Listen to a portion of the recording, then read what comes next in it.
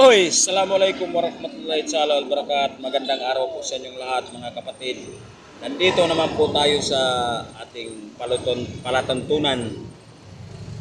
Nandito naman po tayo sa business natin. Ang business po natin ito ay magbibinta po tayo ng mama. Kung tawagin niyo po ako ay si Boy Mama. Nandito po ako nakatira sa Baliwasan Seaside at sa gitna ng daan. Dito po sa gitna ng gate.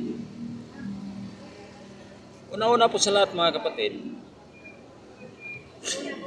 ang lagi natin tatandaan, huwag natin isipin ang problema. Ang kailangan ng problema dapat ang mag-isip sa atin.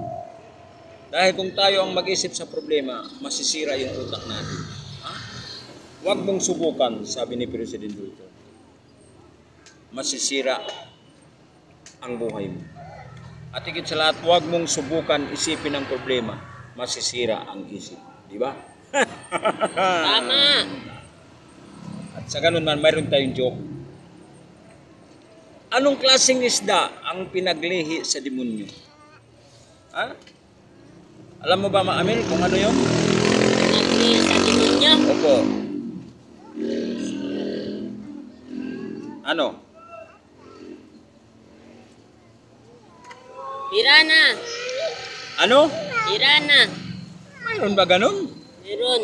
Wala. Alam niyo mga kapatid kung ano? Yun po ang tinatawag na baka-baka. Baka-baka po. May sungay yan siya. Siya po ang isda pinaglihi sa demonyo. Kaya ang tawag sa kanya baka-baka.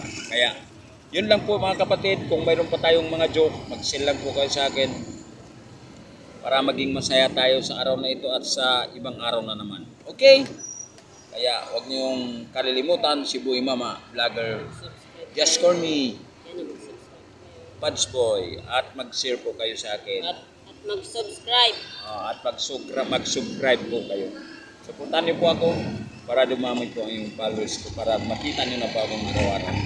Okay po. Salamat po mga kapatid.